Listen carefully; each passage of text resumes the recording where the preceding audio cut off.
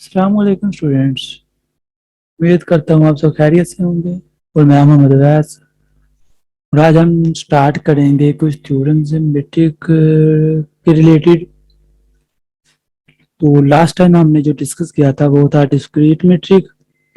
इसमें थोड़ा सा आपको बता देता हूँ। इसमें ये जो चीज़ है आपकी, ये सिर्फ नोट आउट करने वाली है कि अगर हमारे पास x is equal to Y होगा तो हमारे पास जो मेट्रिक आएगी डिफाइन होगी वो इस पे वो जीरो हो गया, उसका आंसर जो आएगा हमारे पास।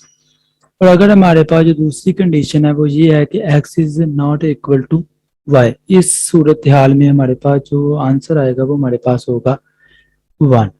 तो अब हम नेक्स्ट आगे चलते हैं। नेक्स्ट हमारे पास है थ्योरम। इसके रेलिवेंट हम एक थ्योरम पढ़ेंगे। फर्स्ट ऑफ ऑल हमारे पास थ्योरम है let A B a subset of X of D. Mean that हमारे पास जो ए है हमारे पास वो सबसेट है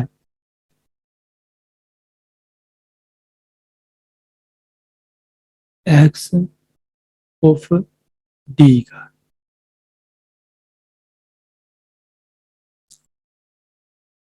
for any X Y in X, हमारे पास ये जो चीज है ये है। इसमें हमारे पास कौन कौन सी एलिमेंट आ जाती है, एक्स और वाई हमारे पास है। फॉर एग्जाम्पल तो ये हमारे पास जो दो हैं ये हमारे पास किस में है, एक्स में।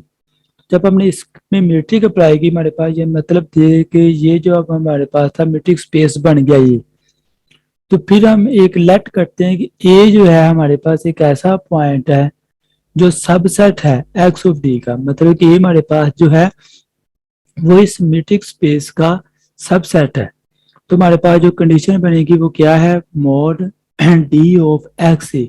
मतलब कि हमारे पास जो डिस्टेंस होगा पॉइंट ए का एक्स से माइनस डिस्टेंस होगा वाई का ए से, वो उसका मोड जो हमारे पास होगा वो हमारे पास होगा less than equal to D of X Y. Mean that इन दो पॉइंट्स का जो हमारे पास डिस्टेंस होगा वो उनसे छोटा होगा। मैं एक बार फिर रिपीट कर देता हूँ कि अब हमारे पास एक मीट्रिक है। मीट्रिक पे हमने जब उस पे कंडीशंस अप्लाई की फोर तो हमारे पास वो मीट्रिक स्पेस बन गई। ये जो हमारे पास मीट्रिक स्पेस बन गई हमने लेट किया कि हमारे पास एक पॉइंट है ए। ये जो हमारे पास एक पॉइंट है ए ये सबसेट है मीट्रिक स्पेस का। तो हमारे पास दो पॉइंट्स हैं। ये हमारे पास हमने पुट किया कि ये जो हमारे पास एक्स और वाई हैं ये एक्स में रिलेट करते हैं, एक्स में लाई करते हैं। और ये हमारे पास एक्स क्या था, ये हमारे पास एक फंक्शन था जो हमारे जिस पे हमने मीट्रिक की अप्लाई की। तो हमारे पास फोर की फोर प्रॉपर्टी जो थी उसकी कंडीशन जो थी वो सेटिस्फाई कर गई, जिसकी वजह से हमने उसको मीट्रिक स्पेस कह दिया। तो उसका हमारे पास था कि mod D of X A minus D of Y A mod less than equal to D of X Y. Hope से यहाँ तक आपको क्लियर हो गया होगा। तो नेक्स्ट हम जो है हम स्टार्ट करते हैं। नेक्स्ट हमारे पास है डायामीटर ऑफ अ सेट। पहले हमने इस पे पढ़ा था, इससे पहले हमने पढ़ा था बाउंड्री ऑफ अ सेट। आज हम पढ़ेंगे डायामीटर ऑफ अ सेट। तो डायमीटर ऑफ सेट में है for any non empty subset of A. कि हमारे पास जो ए हमारे पास पॉइंट है वो फॉर एग्जाम्पल हमने जो ए लास्ट टाइम इसमें पॉइंट्स में पुट किया था तो हमने अभी पीछे थ्योरम किया है उसमें फॉर एग्जाम्पल हमारे पास एक सेट है ए, उसका सबसेट कोई भी है वो एक नॉन एम्प्टी है। For any non empty subset A of a metric space X of D. मतलब हमारे पास एक सेट है ए जो एक नॉन एम्प्टी सबसेट है किसका, मीट्रिक स्पेस का। फॉर एग्जाम्पल हमारे पास मीट्रिक स्पेस जो थी वो कुछ और है। तो हमारे पास फॉर एग्जाम्पल हमारे पास ए है वो किसके इक्वल है, वो एक नॉन एम्प्टी है, सबसेट है किसका, मीट्रिक स्पेस का। दी डायामीटर पार्शियल ए इसे हम डेल्टा भी कहते हैं। डेल्टा अदरवाइज आप डेल्टा से रखें, डेल्टा ए ऑफ ए। मतलब कि डायामीटर किसका है, ए का, उसको हम रिप्रेजेंट किससे करते हैं, डेल्टा ए से। इज डिफाइंड बाय, अब हम डायमीटर ऑफ ए को डिफाइन किससे करेंगे, delta A is equal to supremum of, ये मतलब कि ज्यादा से ज्यादा डिस्टेंस है, रेडियस होता है हाफ डायमीटर का। यहाँ पे हम डायमीटर को डिस्कस कर रहे हैं अगर हम डिस्प्लेसमेंट को डिस्कस करते तो फिर हमारे पास होना था कम से कम, लेकिन यहाँ पे हम डायमीटर को डिस्कस कर रहे थे, यहाँ पे हमने सुप्रीमम का लफ्ज यूज किया है। तो हमारे पास था supremum B of X Y and supremum union, ये जो हमारे पास है एक पॉजिटिव नंबर होना चाहिए, दूसरे नंबर से एक्स वाई जो दोनों थे पॉइंट्स होने चाहिए वो क्या होने चाहिए, वो ए के सबसेट ए में बिलोंग करने चाहिए। जो जो ए है वो सबसेट होना चाहिए मीट्रिक स्पेस का। तो जो हमने पॉइंट्स डिस्कस किए हैं वो किसको बिलोंग करने चाहिए, ए को। मतलब कि ये जो सारी कंडीशन है ये एक नॉन एम्प्टी सबसेट ए पे, जो जो सबसेट है वो मीट्रिक स्पेस का उस पे अप्लाई हो रही है हमारे पास जो सारी कंडीशन है।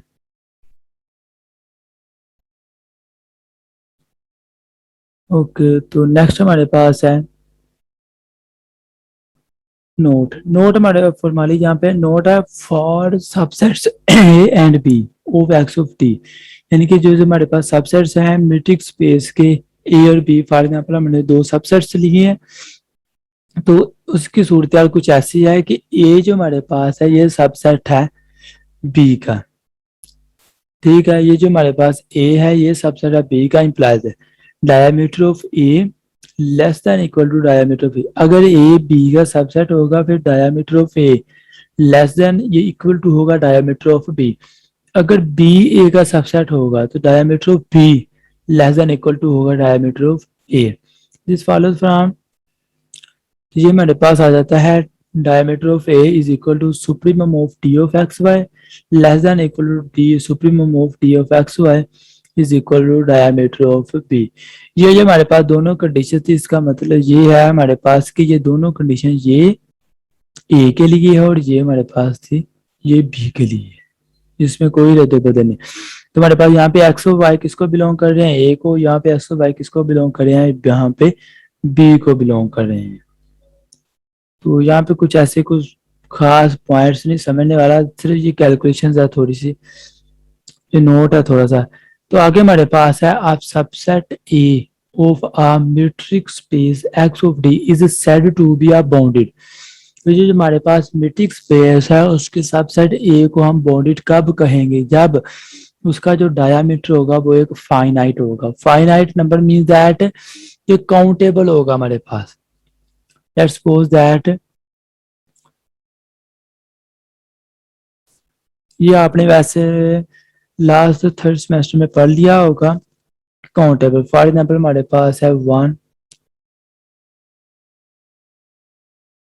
2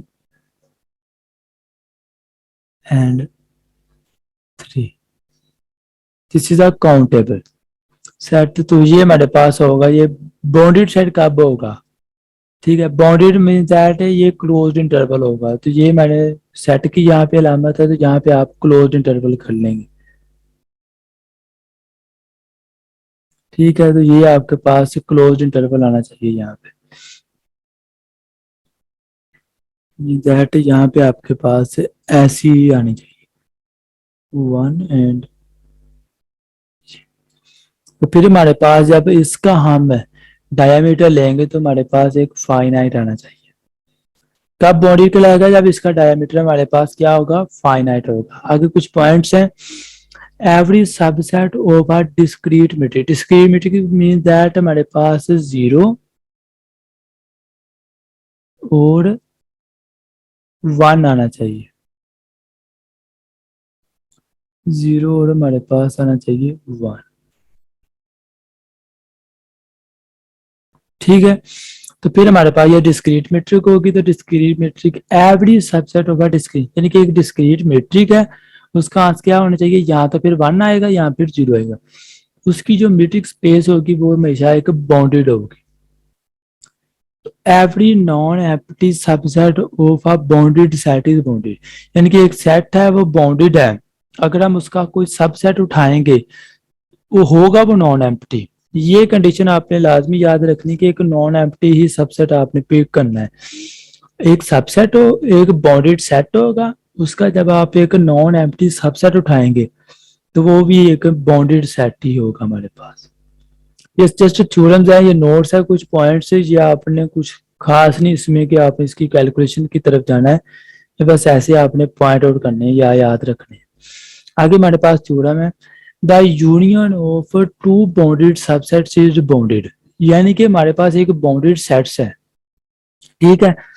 अब हम उसमें से कोई दो सबसेट्स उठा लेते हैं, एक हमारे पास बाउंडेड सेट है, उसमें से हम कोई दो बाउंडेड सबसेट्स उठा लेते हैं, जब हम उन दोनों का यूनियन लेंगे तो वो बाउंडेड उसी में से आएगा। फॉर एग्जाम्पल मैं यहाँ पे आपको ड्रा करके बता देता हूँ कि फॉर एग्जाम्पल हमारे पास है एक सेट, फॉर एग्जाम्पल हमारे पास है 1 3, ये हमारे पास एक बाउंडेड है और यहाँ पे हमने इसका यूनियन लिया है, यूनियन फॉर एग्जाम्पल हमने लिया है इसका